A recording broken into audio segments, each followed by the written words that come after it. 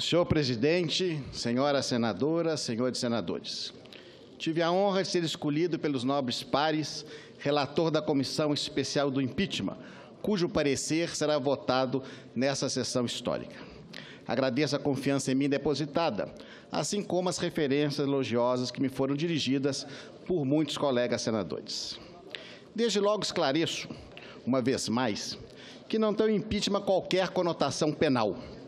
Não se está aqui a decidir sobre a liberdade da acusada. O que se procura no impeachment não é punir a autoridade nessa perspectiva, mas proteger a Constituição mediante o afastamento de um presidente que coloca em risco seus valores fundamentais. A porção jurídica desse processo, por sua vez, é ponto de partida e não de chegada. Isso porque é essencialmente jurídico-político o julgamento num processo de impeachment. Na largada, é preciso configurar ilícitos que atentem contra a Constituição, na perspectiva do regime jurídico dos chamados crimes de responsabilidade, o que na espécie foi cabalmente demonstrado. Por outro lado, saber se a dimensão das ilicitudes praticadas justifica ou não o impedimento definitivo de um presidente da República já se insere na porção política do julgamento, que, como sabido, pode considerar todo o contexto e as circunstâncias sociais e econômicas a que o país foi lançado, sem que se admita a ingerência de qualquer outro poder nessa avaliação. Permito-me ilustrar esse entendimento pela citação do jurista José Eduardo Cardoso, que gentilmente me citava na semana passada em seu artigo em 1996. Diz o eminente advogado, abre aspas, seguindo as linhas de Paulo Brossat, em sua magnífica monografia sobre o tema, temos que, para nós, o impeachment, ao menos na forma em que se apresenta na Constituição, não passa de uma medida jurídica de cunho eminentemente político. As razões de tal entender nos parecem óbvias. Tem o direito penal, segue o jurista Cardoso, por fundamento da sua existência, o exercício do poder punitivo do Estado, afirmado pelas regras jurídicas com o objetivo de retribuir sancionatariamente à pessoa do infrator a prática do ilícito por ele praticado. Dessas características, refoge por inteiro o impeachment. E diz o eminente advogado e jurista, seu objetivo no direito brasileiro não é o de punir um governante delinquente, mas sim o de proteger o Estado do agente público que manifestamente esteja a mal administrar a res pública. O regime jurídico que governa tal instituto, em face disso, é completamente distinto do atribuído pela lei aos ilícitos penais e ao processo que destina a sua apuração. Fecho aspas. No caso presente, tendo sido a presidente afastada por crimes de responsabilidade fiscal, é preciso verificar se seu retorno ao cargo representaria ou não um risco para o equilíbrio das contas públicas. Insiste a defesa na tese do desvio de poder. Alegava-se inicialmente que a real motivação do impeachment na Câmara dos Deputados seria uma vingança liderada por seu presidente contra o Partido dos Trabalhadores. Tal suposição foi respondida com sabedoria pelo presidente do Supremo Tribunal Federal, que destacou a inviabilidade de se avaliar as motivações dos quase 370 deputados que aprovaram o relatório circunstanciado produzido pela Comissão Especial que analisou o assunto naquela casa, a Câmara dos Deputados. Repete agora a defesa, a mesma tese, sob o pretexto de que gravações posteriormente divulgadas pela mídia comprovariam ter sido a votação anterior deste plenário, que recebeu a denúncia e afastou provisoriamente a senhora presidente, maculada pela intenção escusa de se interferir em investigações conduzidas pela Polícia Federal e pelo Ministério Público. O argumento, uma vez mais, é improcedente, para dizer o mínimo. Imaginar um conluio no âmbito dessa casa, envolvendo mais de 2/3 de seus membros, não encontra qualquer amparo fático e atinge mesmo as raias do desrespeito. Ademais, reitera-se o dizer do Supremo, aspas, a atuação dos parlamentares do julgamento não está dissociada de coeficiente político. Pelo contrário, está naturalmente imantada por esse elemento típico da atuação parlamentar. A primeira imputação à presidente diz respeito à abertura de créditos suplementares por decreto, sem autorização do Congresso Nacional. A Lei Orçamentária de 2015 condicionava a abertura de tais créditos suplementares por decreto à preservação de sua compatibilidade com a meta de resultado primário fixada pela LDO. Trata-se de uma norma bastante razoável, tendo em vista que a Lei de Responsabilidade Fiscal exige que o próprio orçamento seja compatível com a meta. Não faria sentido, portanto, autorizar o Executivo a fazer algo que a lei veda ao Legislativo. O que se comprovou ao longo da instrução é que 3 dos 4 decretos questionados comprometeram a meta vigente em 1,7 bilhões. Tal ilegalidade é agravada pelo fato de que, segundo os dados da Secretaria do Orçamento Federal, as dotações suplementadas por 2 decretos foram empenhadas em montantes superiores aos valores originais da lei orçamentária. A defesa contesta esse fato, afirmando que o laudo pericial teria indicado resultado diverso. Tal alegação não procede. Em realidade, a despesa pública pode ser classificada por mais de um critério. Ainda assim, registro que a Junta identificou 33 ações com empenho superior e 15 ações com pagamento superior à dotação original da lei orçamentária, distribuídas por todos os decretos questionados. E a própria defesa admite, inclusive, a página 244 de sua resposta à acusação, que, analisadas as dotações suplementadas por órgão, em 2 casos, o empenho foi superior à autorização original da lei orçamentária. Por qualquer ângulo que se analise a questão, conclui-se, portanto, que não apenas se alterou o orçamento sem autorização do Congresso, como também se executaram despesas não autorizadas, fato tipificado, inclusive, como crime comum e como crime de responsabilidade autônomo, mas pelo qual a presidente não responde por não ser objeto desse processo. A defesa da senhora presidente afirma que queremos preservar a meta apenas do mundo das ideias, que é como denomina o orçamento, quando o que importa seria apenas a execução da despesa. A despeito da exigência da Lei de Responsabilidade Fiscal, de que o orçamento seja enviado ao Congresso Nacional, acompanhado de um demonstrativo de compatibilidade com as metas da LDO, insiste a defesa na interpretação adotada pelo governo afastado, segundo a qual caberia apenas e tão somente aos decretos de contingenciamento preservar o equilíbrio das contas públicas. A seu ver, o orçamento não é um instrumento de planejamento e de alocação de recursos escassos, mas uma lista de desejos, entre os quais caberia ao Poder Executivo escolher aqueles a serem executados. Assim, quaisquer projetos ou atividades poderiam ser incluídos no orçamento, pois tanto a lei orçamentária anual quanto os créditos adicionais estariam completamente desvinculados das metas fiscais. Esse raciocínio, data vênia, revela um profundo desprezo pelo Parlamento, que estaria livre para brincar de orçamento sem qualquer consideração à realidade econômica do país.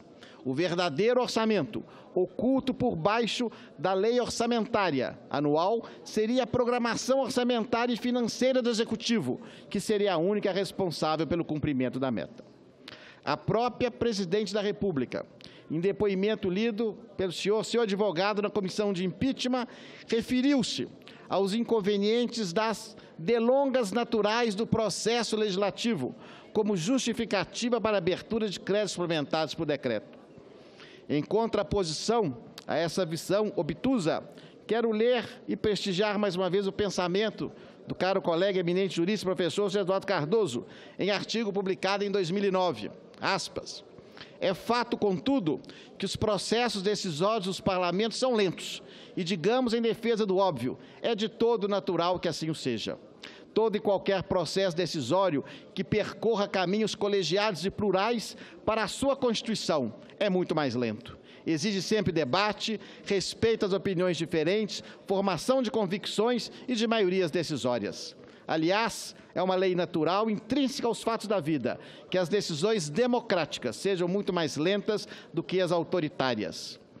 Diz ainda o eminente jurista, um déspota, um ditador pode decidir tudo o que quer, com a rapidez que desejar. Consulta quem pretende ouvir, se e quando desejar ouvir, antes de decidir. Para ele, a distância entre o querer e a expedição do ato de governo é apenas a distância que existe entre o cérebro e a mão que segura a caneta que firma a assinatura. Não existe pensamento divergente, a necessidade de convencimento do outro ou de formação de maioria. A única obstrução, conclui o eminente jurista José Eduardo Cardoso, que pode existir é a falta de tinta da caneta. Os fatos revelados na instrução dão razão ao eminente jurista. Descobriu-se que o Poder Executivo não fazia uma análise prévia dos pedidos de suplementação que recebia dos órgãos setoriais. Em manifesta contrariedade à literal disposição da lei, limitava-se a inserir um parágrafo à exposição de motivos de cada decreto, indicando que a compatibilidade com a meta seria assegurada a posteriori, mediante o contingenciamento de suas dotações.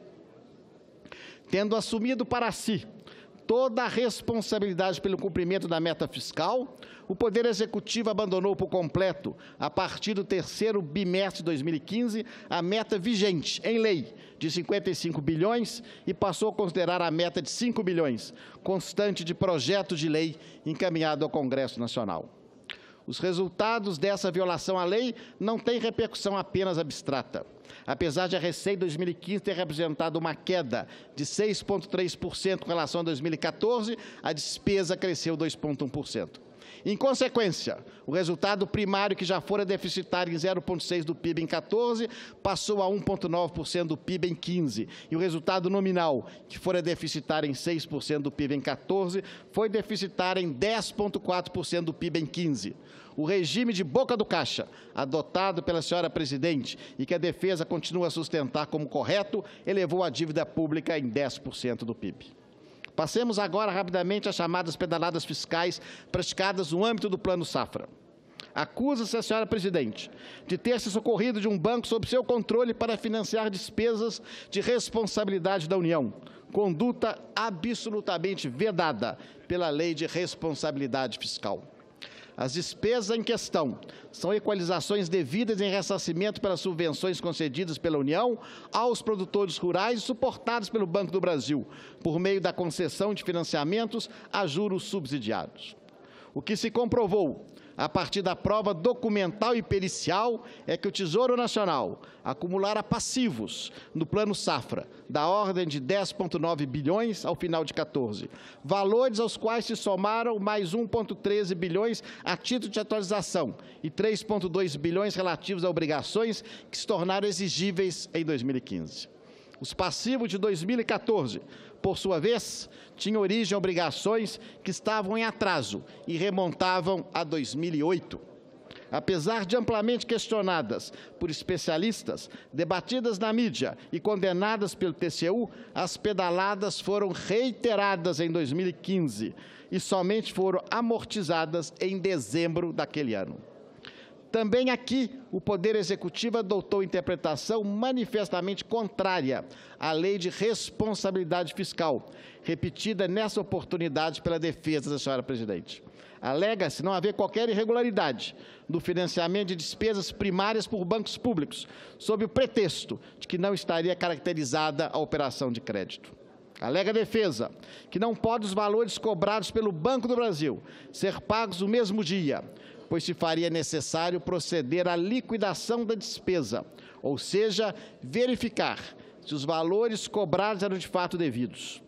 Consideramos, em nosso relatório, as providências necessárias à liquidação como condicionantes à exigibilidade, no sentido de que as obrigações condicionais se cumprem na data do implemento da condição, ou seja, tão logo ultimado o reconhecimento da obrigação. Não se trata de termo, portanto, visto que caso as tais providências de liquidação não fossem tomadas, não seria possível o efetivo pagamento. Reclama a defesa também dos 40 dias que estimamos em nosso relatório para que isso fosse feito, questionando a orientação que adotamos quanto à caracterização da liquidação com uma condição para o pagamento, que nada mais é do que uma expressa determinação legal. Não aponta, no entanto, qual seria o prazo que entende adequado, quer para a liquidação, quer para o pagamento. Não a condeno por isso. Trata-se de missão impossível. Que critério pode justificar que valores devidos a partir de dezembro de 2008 somente tenham sido saldados em dezembro de 2015.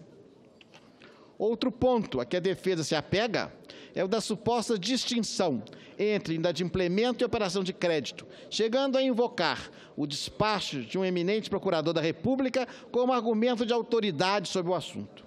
Respeito a opinião do nobre procurador, que analisou o assunto para fins de persecução penal, repito, penal.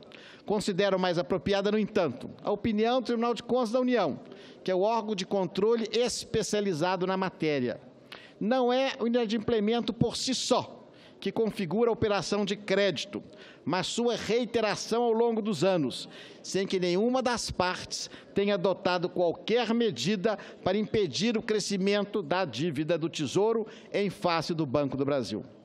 Aliás, esse foi precisamente o entendimento adotado pelo parecer da AGU, de 31 de março de 2015, elaborado no âmbito do procedimento conciliatório, instaurado a pedido da Caixa Econômica Federal, a propósito das pedaladas de que era vítima no programa Bolsa Família.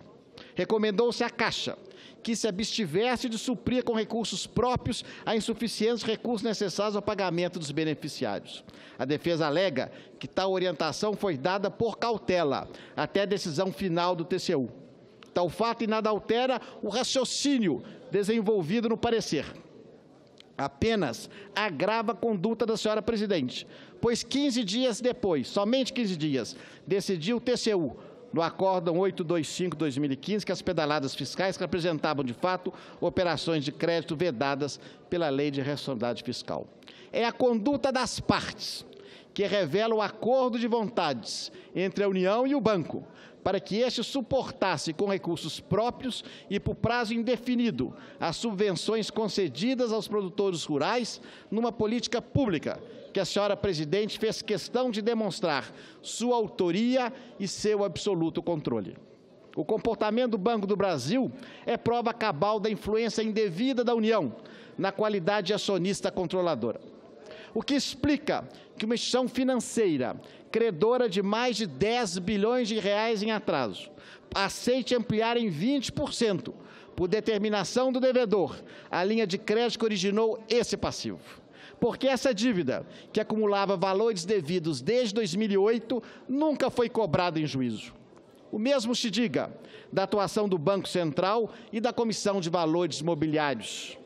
Que influência seria capaz de levar essas instituições fiscalizadoras a se omitirem diante de operações manifestamente ilegais?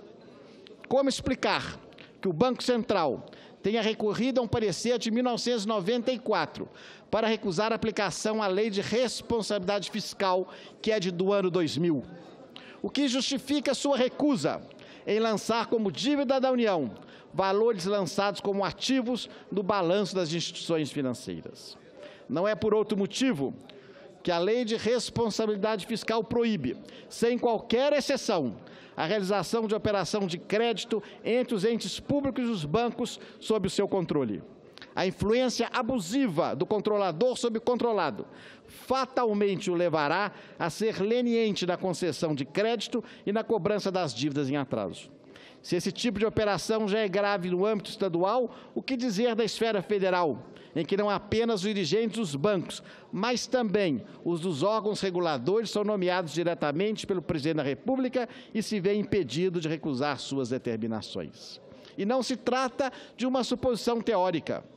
O Brasil passou por grave crise bancária na década de 90, decorrente do comprometimento dos bancos estaduais por financiamentos temerários concedidos aos seus entes controladores. Essa crise, que colocou em risco a estabilidade do sistema financeiro, somente foi solucionada pela intervenção da União, que se viu obrigada a resgatar e, em seguida, privatizar ou extinguir 41 dos 64 bancos estaduais então existentes a um elevadíssimo custo fiscal. A senhora presidente não nega seu conhecimento sobre o fato de que os decretos de contingenciamento haviam abandonado a meta vigente, substituindo-a por meta constante de projeto de lei. E nem poderia, posto que tal informação consta de documentos oficiais, como o relatório de receita e despesas relativo ao terceiro bimestre e o relatório de avaliação do cumprimento de metas relativo ao segundo quadrimestre de 2015, tendo sido confirmado por diversos depoentes que compareceram à comissão especial. A instrução revelou que a presidente foi advertida pessoalmente pelo senhor advogado-geral da União, em abril de 2015, da necessidade de interromper a prática das pedaladas, sob pena de se caracterizar uma afronta ao TCU que condenar essa prática. Tal fato foi confirmado em depoimento prestado pelo ex-ministro Adams perante a comissão do impeachment. Tendo recebido essa orientação, por que a senhora presidente não a seguiu? Mais grave, conforme afirmado pelo vice-presidente de Agronegócios do Banco do Brasil, a presidente coordenou pessoalmente reuniões de preparação do Plano Safra 2015-16, que elevou em 20% os montantes a serem financiados pelo Banco do Brasil, com relação ao ano anterior, e anunciou esse fato em concorridas cerimônias realizadas no Palácio do Planalto. Nega a denunciada ter adotado meta constante de projetos de lei em substituição à meta fixada pelo Congresso Nacional? Teriam seus ministros do Planejamento e da Fazenda ocultado tal fato? Nega a presidente ter tomado conhecimento das sendas pedaladas do acordo do TCU, que as considerou ilegais, e da orientação da AGU no sentido de que cessasse a sua prática? Porque não determinou imediatamente a amortização desses passivos, após assim orientada pela AGU? Confirma ou não a declaração do então vice-presidente do Banco do Brasil, segundo a qual teria coordenado pessoalmente reuniões da preparação do Plano Safra? As respostas a essas indagações chegaram a partir de depoimentos, documentos e manifestações públicas e notórias da senhora presidente. Aliás, em comício de entregas de casa do programa Minha Casa Minha Vida, confirmou ela ter feito uso de recursos da Caixa para pagar despesas da União e minimizou a gravidade desse fato por ser a Caixa 100% de propriedade da União. Seria o caso de se perguntar se teria o mesmo entendimento no caso do Banco do Brasil, que conta com milhares de acionistas minoritários. Percebe-se claramente que, tanto no episódio dos decretos, quanto no das pedaladas, a presidente pretendeu dar continuidade a práticas manifestamente ilegais para sustentar politicamente o início do seu segundo mandato. Agiu, portanto, em claro benefício político pessoal. Afinal, não seria palatável, em tão pouco tempo, reconhecer que do muito do que fora dito até então não passava de um conto de fadas. O ilustre advogado da defesa fez uso de textos de minha autoria na última reunião da comissão, em apoio à tese segundo a qual mudanças de entendimento de órgãos de controle devem ser aplicadas prospectivamente e não retroativamente. De fato, esse é o meu entendimento. Considero a segurança jurídica o valor maior do Estado de Direito. Por isso mesmo, aguardei pelos acordos dos TCU, que teriam, segundo a defesa, facultado ao Poder Executivo abrir créditos suplementares incompatíveis com a meta fiscal e dado carta branca para as pedaladas fiscais. Até o momento, todavia, a defesa da senhora presidente não logrou indicar onde estariam esses precedentes. Pretendeu, isso sim, em uma curiosa inversão de papéis, colocar no banco dos réus o TCU e o próprio Congresso Nacional, por suposta omissão na punição de condutas idênticas que teriam sido praticadas em anos anteriores. Trata-se de uma cortina de fumaça que precisa e deve ser dispersada.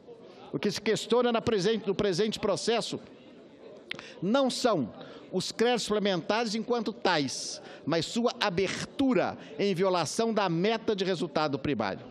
Demonstramos em nosso relatório, com base em estatísticas oficiais, que a primeira vez que isso aconteceu, reitero, que a primeira vez que isso aconteceu foi em 2014, quando o resultado primário da União entrou em déficit e as metas quadrimestrais passaram a ser descumpridas.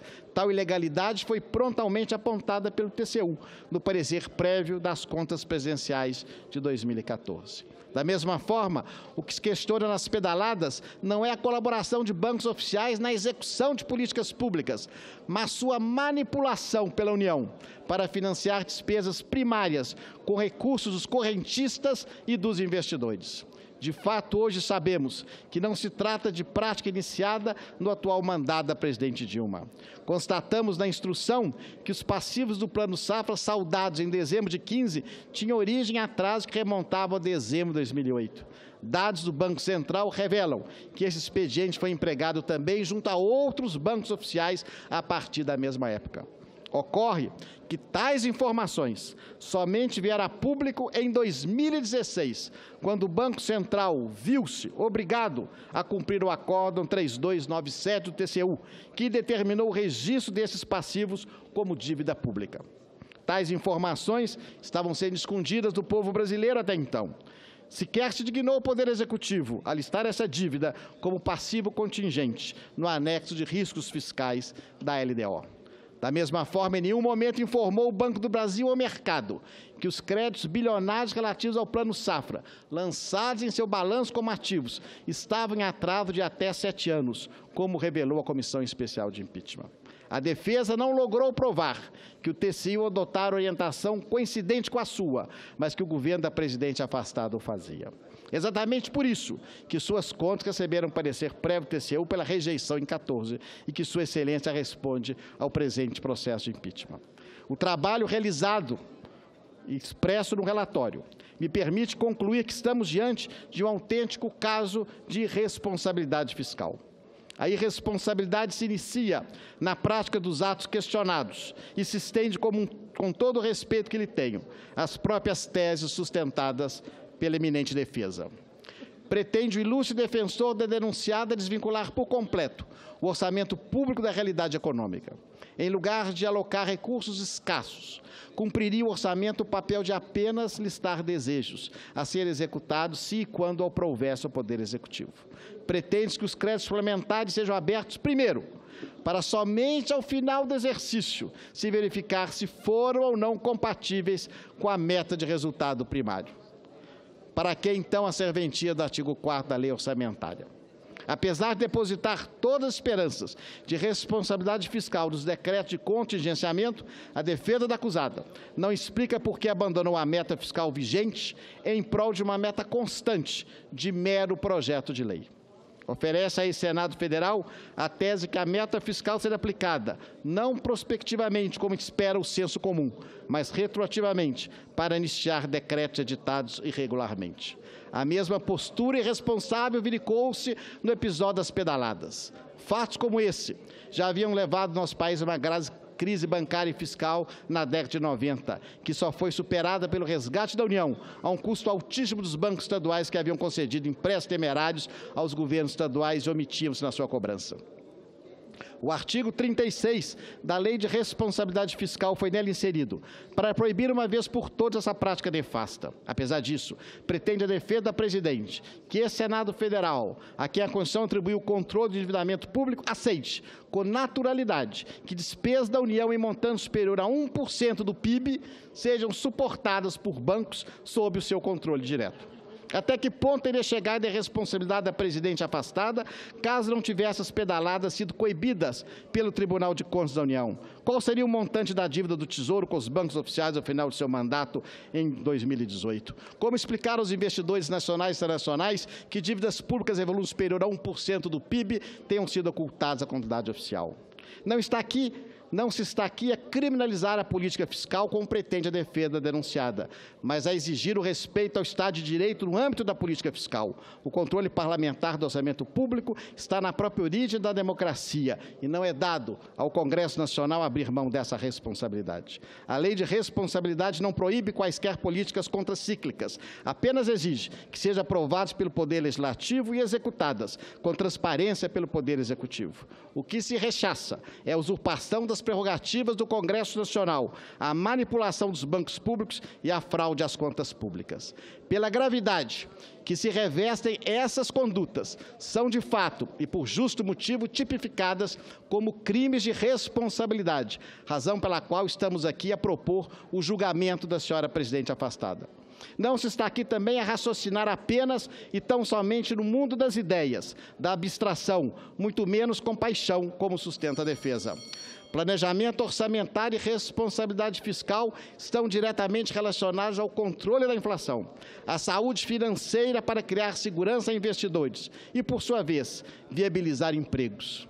Ao final, é a vida do cidadão comum que paga a conta dos gestores, que desprezam o planejamento e a responsabilidade fiscal em completa violação aos valores esculpidos em nossa Constituição.